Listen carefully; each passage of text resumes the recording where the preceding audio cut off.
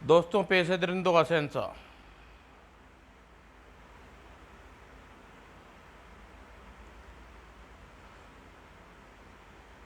पास के मछीरा कबीले में उत्सव में भाग लेने अपने कबीले को अगाडू की तर की ओर लौट रहे थे तीन बहादुर नौजवान आदिवासी। उत्सव तो सचमुच जोरदार था। मुझे तो खाना बहुत अच्छा लगा।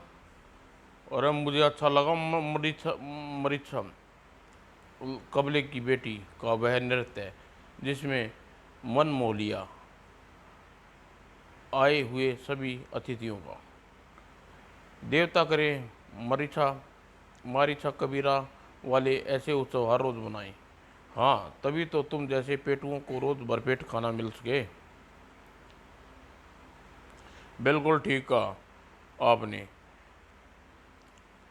अपने को हर समय खाना और खाना चाहिए। तभी एक भयानक आवाज ने तीनों को कानों से टकराई। हाँ। और आवाज के मालिक को देखकर तीनों की रगों में जमता हुआ खून जमता हुआ महसूस होने लगा। क्या क्या क्या हुआ ये? अब खड़ा होना मुश्किल था उन प्राणी के आगे। और अगले ही पल तीनों ने पलटे और भाग खड़े हुए। लेकिन आई अचानक दरिंदे की सारी सीमाएं पार कर दी उस शैतान ने। और फिर वह चबर चबर करके मांस खाने में जुट गया। और अपने साथी का हाल देख क्रोध से उछल पड़ा। एक जिंदा नहीं छोड़ूंगा इस कमीने को। लेकिन बेचारा हवा में ही रह गया। तीसरे को वहां खड़े रहने की हिम्मत न थी और अचानक भाग खड़ा हुआ कबीले की ओर और सिर दिए हुए अपने कबीले में प्रवेश किया। बचाओ। आधी रात को कबीले में एक बच्चे का जाग कर एक एक बच्चे को जगा कर रख दिया उसकी चीख ने। शैतान शैतान क्या हुआ इसे? जब सबको बात का पता चला ये सच नहीं हो सकता। मेरे साथ चलो, मैं दिखाता हूँ तुम्हें, चलो। और सभी हथियारों के लैस होकर घटनास्थल की ओर चल पड़े। लेकिन जब ये घटनास्थल पर पहुंचे, यहाँ तो कुछ भी नहीं है। ये कैसे हो सकता है? ठीक यहीं पर टूट पड़ा था वह अजीब प्राणी हमारे पर। मेरे सामने यहीं खाया था उसने घीसू और पीलू को। और देखो आसपास कहीं न खून के वगैरह धब्बे जरूर होंगे या कोई शरीर का टुकड़ा ही पड़ा होगा यहीं कहीं। और एक बार शुरू हो गई तलाश। लेकिन इस बार भी कुछ नहीं है यहाँ पर। न मांस का न खून के धब्बों का। ये सब क्या चक्कर है? कुछ समझ में नहीं आ रहा। मैं समझ गया यह चक्कर। घीसू और पीलू से तुम्हारा किसी बात पर झगड़ा हो गया। चूंकि तुम उससे ज़्यादा ताकतवर हो इसलिए तुम दोनों को मार कर कहीं फेंक दिया और गढ़ ली एक झूठी कहानी। बोल, सच यही है ना? नहीं नहीं, यह सच नहीं है सरदार, मैंने ऐसा नहीं किया। मेरा विश्वास करो, एकदम सच बोल रहा हूँ। बकवास कर रहा है। बंदी बना लो इसे। मैं बेगुनाह हूँ सरदार। घीसू और पीलू को मैंने नहीं मारा। झूठ, बकवास। लेकिन वह बेचारा झूठ कहाँ बोल रहा था। और अगर कोई यहाँ का मंजर देख लेता तो यही कहता कलूमा कह रहा कह रहा था। ये मेरी गलती ये मेरी पहली गलती है। बस मुझे माफ़ कर दो। मुझे मुझे माफ़ी नहीं मिलेगी ककैया चकैया, क्योंकि तेरी गलती से एक शैतान इस अड्डे से बाहर निकल गया और दो आदमी को मार डाले। वो तो हमने सही समय पर पहुंचकर उसे काबू कर लिया। अगर ऐसा ना करते तो उसकी मौजूदगी के चिन्ह वहाँ न मिटा देते तो जंगल वाले यह राज खुल जाता और हमारा प्लान शुरू होने से पहले ही ख़त्म हो जाता। इसलिए तुझे माफ़ी नहीं में मौत मिलेगी। चौका शैतान के हाथों में बेहद दर्दनाक मौत का हकदार है तू। इधर दबा बास के हाथ में थमा रिमोट का बटन, उधर चौकैया हलक फाड़ कर चीखा। दूसरे क्षण चौकैया के पैरों के नीचे से जमीन खिसक गई और चौकैया चकैया का शरीर नीचे की ओर तरफ बढ़ने लगा। किसी हलाल बकरे की भांति चीख पड़ा और अगले ही पल नीचे गिरा उसका शरीर। और फिर वह लगातार चीखता चला गया और पलक झपक पर में चीखें शांत हो गई उसकी। तुम जंगल के राजा हेमांशु के हत्यारे, तुम जंगल के राजा को हेमांश होसायु की हत्या को जब जो सजा दोगे वह मान्य होगी। कबीले उधर कबीले में, मुझे सजा मत देना है होसागु, अपराध नहीं किया मैंने, किसी का खून नहीं किया मैंने। और कमला चीख चीख कर सोचने पर मजबूर कर दिया होसांगू को। कहीं कमला सच तो नहीं कह रहा, कहीं वहम तो नहीं है हुआ इन सबको। हो सकता है यह निरपराध हो, मुझे पता लगाना चाहिए। और कुछ सोचने के बाद, इसे सज़ा देने से पहले मैं एकांत में इससे कुछ बात करना चाहता हूँ। ठीक है, जैसी आपकी उचित समझो। और रकुल्ला इसके बंधन खोल दो। और कमूला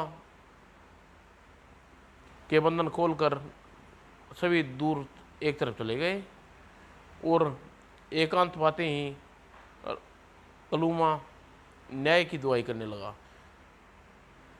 हंगांशु, इस कबीले जंगल का राजा और इंसाफ और मानवता के पुजारी हो, तुम्हें मेरी बात पर विश्वास करना होगा।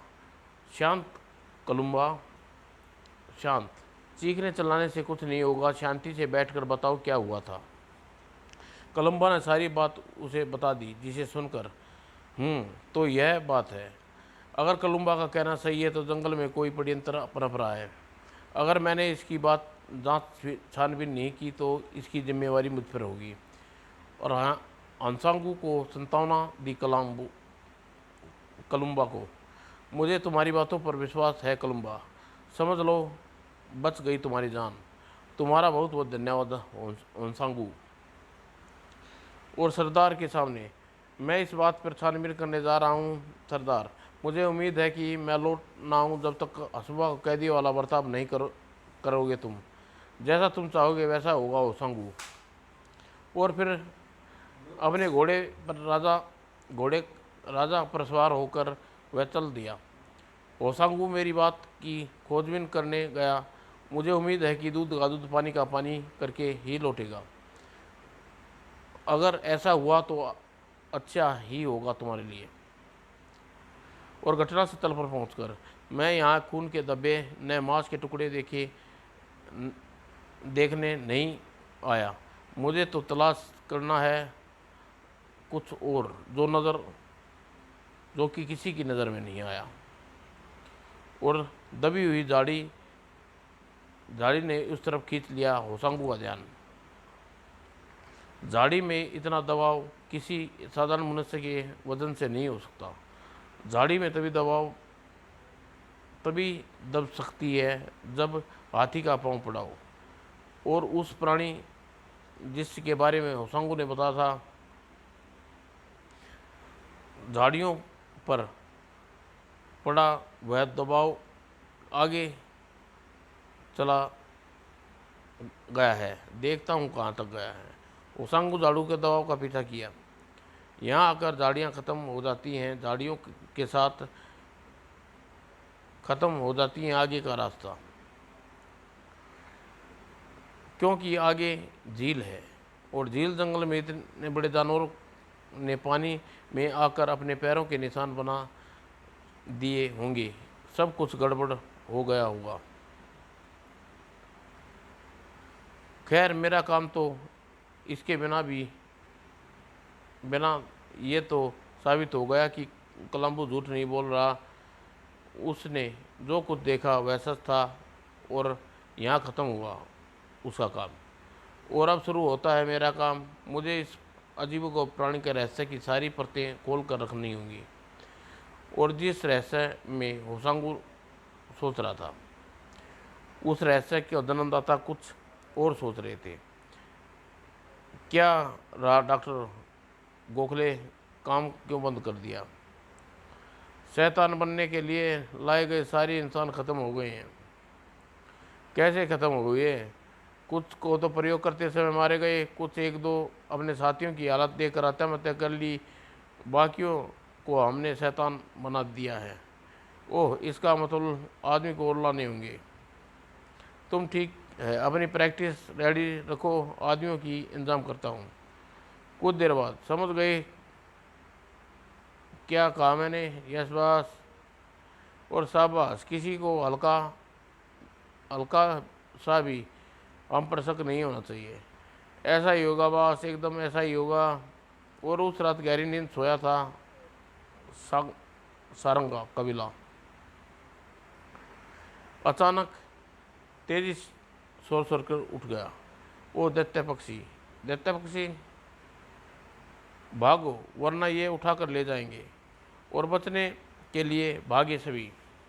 लेकिन कई दैत्य पक्षी की पकड़ में आतंकवादियों आदिवासियों को और ले उड़ चले वापस, बचाओ बचाओ। लेकिन ज़्यादा दूर नहीं गए थे, अचानक छोड़ दिया सभी पक्षियों ने अपने पंजे में फंसे आदिवासी को। अब नहीं बचेंगे। इतनी ऊंचाई से धरती पर गिरने के बाद परकच्चे उठ जाएंगे हमारे शरीर के। लेकिन कोई भी ज़मीन पर न पहुंच पाया। वो सभी फंस गए कदम के जाल में। हम फंस गए हैं, हे देवता, अब क्या रहस्य है? और उसी रात उन दैत्य पक्षी ने जंगल में एक और कई कबीलों पर दावा बोला और अनेक आदिवासियों को उठा ले गए। यह एक नई समस्या थी ओसांगू के लिए। कमाल है, एक ही रात में जंगल में विभिन्न कबीले के लगभग 50 लोगों को उठाकर दैत्य पक्षी ले गए। आखिर यह सब चक्कर क्या है? इसका सीधा मतलब है कि जंगल में कोई देवी विपदा पड़ी है।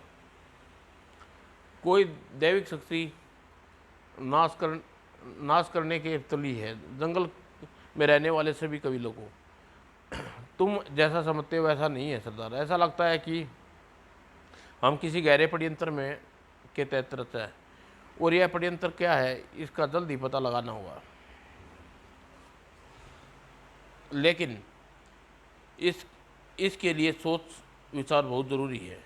और होसांगू सचमुच गहरी सोच में बैठ गया और सिर दी,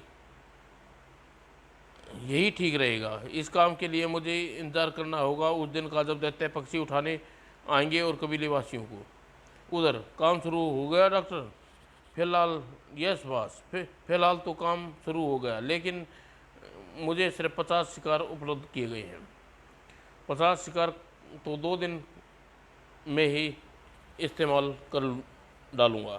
काम जारी रखो डॉक्टर, शिकार की चिंता मत करो। जब तक हमारे पास दैत्य पक्षी रूबी फ्लाइट रोबोट्स हैं तब तक हमारी जितने चाहें शिकार ला सकते हैं। आज रात हमारे रोबोट्स उठा कर लाएंगे बहुत सारे आदिवासी को।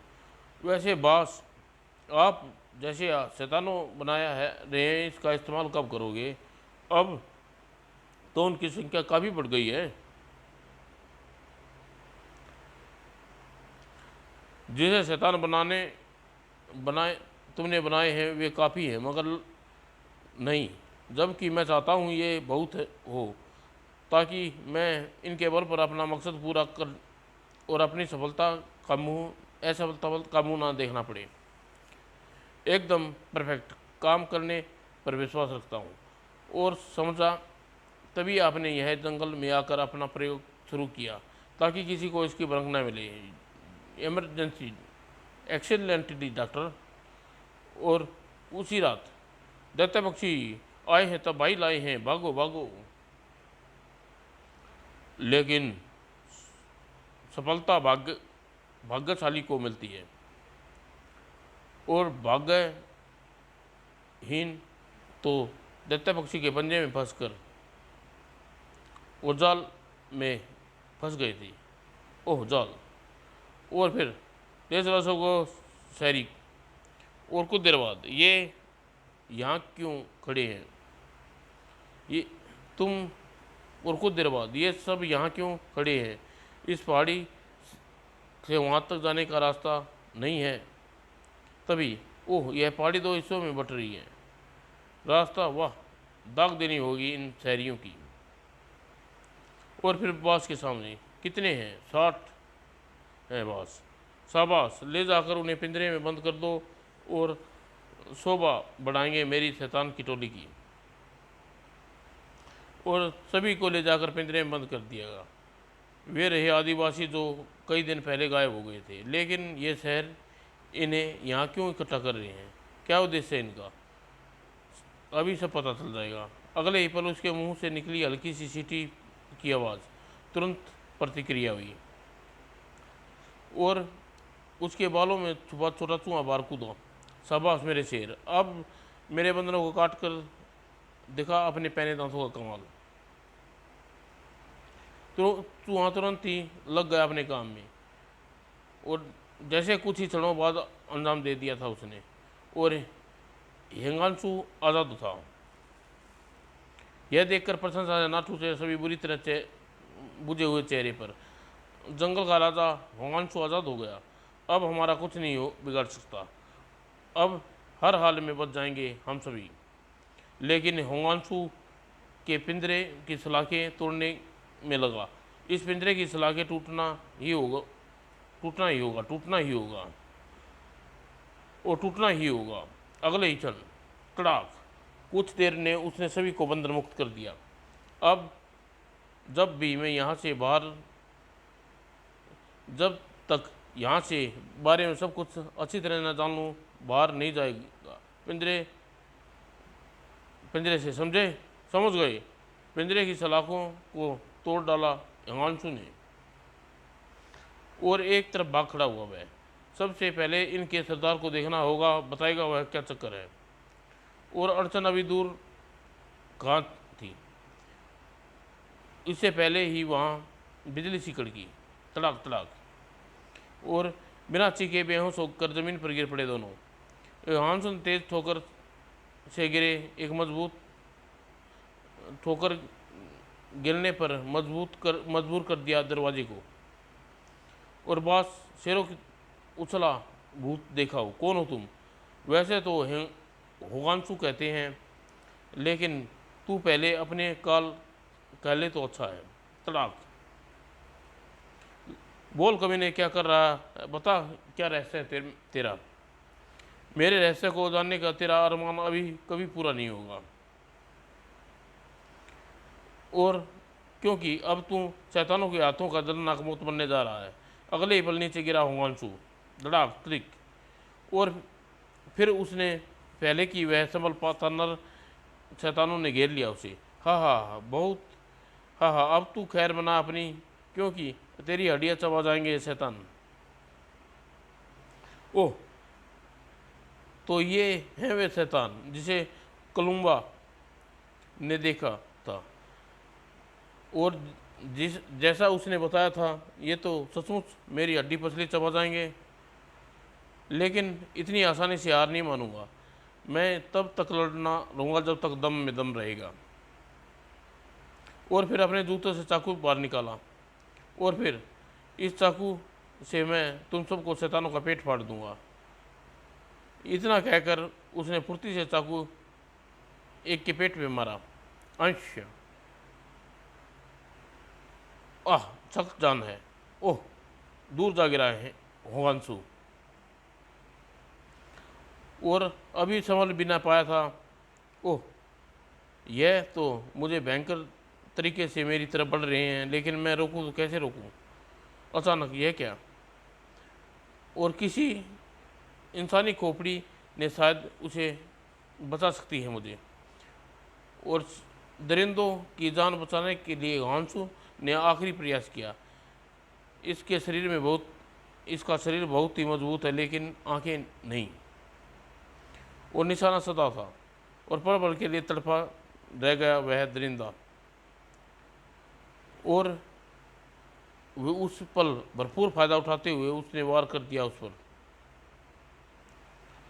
वह दरिंदा जैसे नीचे गिरा, वामसू ने किया एक निर्णय। इन शैतानों को खिलाफ लड़ाई बहुत ही अच्छा इस्तेमाल किया जा सकता है, और अब जो करना है जल्दी ही करना होगा मुझे, वरना इनमें से किसी के हत्थे चढ़ गया तो फिर कुछ नहीं कर पाऊंगा। और सभी दरिंदे बढ़ रहे थे वांसू की तरफ। वांसू ने तुरंत ही नीचे पड़े दरिंदे की टांगें पकड़ी और लगा दी पूरी शक्ति घुमाने में, और तितर बितर कर डाला वांसू ने अपने नायाब हथियार से। इस तरह कुछ देर तक तो बच रह सकता हूँ, लेकिन ज़्यादा देर नहीं। लेकिन लड़ने के साथ साथ तो मुझे इससे बचकर भाग निकलने की तरकीब सोचनी होगी। और फिर वह निकलने की पूरी तरकीब सूझबूझ वांसू को, मगर यह चट्टान जैसे शरीर को टकरा कर क्या होगा इस दीवार का, वो टूटेगी तड़ाक, और भर्रा कर गिर पड़ी दीवार। रास्ता बन गया था, अब यहाँ से भागना है मुझे, लेकिन भागने से पहले इन मुसीबतों से छुटकारा पा लूँ। ये जितनी देर अपने साथी के साथ व्यस्त रहेंगे उतनी देर मैं निकल जाऊंगा। और वांसू ने उसके साथी को उसके ओर फेंक दिया, और फिर टूट चुकी दीवार कुछ ही पलों में सारे दरिंदे आज़ाद हो जाएंगे, और मुझे बहुत कुछ करना है मुझे। और सबसे पहले देखना है कि उस जगह जहाँ यह सारे इंसान शैतान बनाए जाते हैं। और कुछ ही पलों बाद उसने मंजिल की तलाश लिया वांसू ने। ओह, तो यह है वो जगह। किंतु तुरंत ही टूट पड़ा हुआ डॉक्टर गोखले और उसके साथियों पर। तुम्हारे हर पाप की सज़ा भरपूर दंड दूंगा वांसू। वांसू का नामक मुसीबत से बचकर भागे, भागो भागो, मार डालेगा सबको। उफ, ये क्या मुसीबत है, ये तो पहाड़ है। लेकिन मुसीबत अभी ख़त्म नहीं हुई थी। ओह गॉड, दरिंदे और सारे दरिंदे टूट पड़े उन मौत बनकर। वो वांसू के कहर बना हुआ था डॉक्टरों के लिए। बता डॉक्टर, तुमने इन शैतानों को बना डाला, उनके दोबारा इंसान बनाया जा सकता या नहीं? बता डॉक्टर, वरना गर्दन तोड़ दूंगा। मुझे छोड़ दो, मैं तुम्हें सब बता दूंगा। तुरंत ये डॉक्टर टेपराइट कार्ड की बातें चालू हो गया। डॉक्टर गोखले उधर बास तक पहुंची थी ये खबर। ओह नहीं, ऐसा नहीं हो सकता। ऐसा ही हुआ है बॉस, सब हुआ है। और जंगली वांसू की वजह से अब तो यहाँ से भागकर ही जान बचाई जा सकती है। तुम ठीक कहते हो कालिया, आओ मेरे साथ। जैसे ही वे दोनों बाहर निकले, काँप कर रह गए। दरिंदे ये हमारी तरफ बढ़ रहे हैं, कुछ करो बॉस। बॉस ने अपना रिवॉल्वर निकाल लिया और फिर पागलों की भांति ट्रैगर दबा दिया, दाएं दाएं। और ओह, ये तो भूल ही गया था, इन पर गोलियों इनका कुछ बिगड़ने वाला नहीं है। अगले क्षण पकड़ गए दोनों, और फिर बोटी बोटी नोचने लगे दरिंदे उनका शरीर। दरिंदे ने मौत के कगार पर ला खड़ा किया दोनों को, लेकिन वे मर पाते इससे पहले ही आ पहुंचा वो सांगू। ओह, अब इन दोनों को अपना शिकार बना लिया शैतानों ने। यंत्र द्वारा इन्हें बचाने की कोशिश कर सकता हूँ मैं। ओसांगू ने तुरंत ही उन पर गैस का लीवर दबा दिया, और दरिंदे धुएं के बादल में गिरते चले गए। अच्छा हुआ सभी बेहोश हो गए। अब कुछ देर बाद इनके शरीर में आएगा परिवर्तन। सचमुच कुछ देर बाद ही उन्हें होश आ गया। आह, मैं यहाँ कैसे पहुँचा? आह, क्या हो गया था मुझे? ओसांग को दोबारा लिया तो बुरी तरह घायल बास को। अब बोल, कौन है तू? क्या क्या था तेरा उद्देश्य? अच्छे खासे इंसानों को शैतान बनाने का? मेरा नाम खजाना है। मेरा मैं डॉक्टर गोखले से मिलकर इजाद की उस ऐसी अद्भुत दवा जिससे अच्छे खासे इंसान को शैतान बना जा सकता है और चट्टान जैसी ताकत पैदा कर सकती है। हमने ऐसा किया, उसके लिए एक पहाड़ी और के गर्भ में बना लिया एक एक रहस्यमय ठिकाना और फिर बनाना शुरू कर दिए शैतान। लेकिन तुमने ऐसा क्यों किया? मैं चाहता था कि इन दरिंदों के बल पर हर जगह तबाही मचाऊं, विश्व में आतंक फैलाकर और बन जाऊं विश्व सम्राट। अगले ही अपने इस पागलपन के पीछे अच्छे खासे इंसानों को शैतान बना दिया तूने। लानत है तुम्हारी जिंदगी पर। और होसांगू कुछ और कह पाता उससे पहले तड़ाक, तुम तुमने क्या ये क्या किया तुमने? क्षमा करना होसांगू, इंसानों को शैतान बनाने वाला शैतान हमारी नज़र में इससे अच्छी कोई सज़ा नहीं है। इसके मौत देने का अपराध किया, जो चाहे सज़ा दे सकते हो। तुमने कोई अपराध नहीं किया दोस्त। पापियों का नाश करना अपराध नहीं, पुण्य होता है। तुमने तुमने से कुछ लोग जाकर कबीले वालों को बुला लाओ और यहाँ यहाँ की सभी चीज़ें अपने कब्जे में कर लो। बहुत अच्छा। समाप्त दोस्तों, कैसी लगी ओसांगू की कहानी?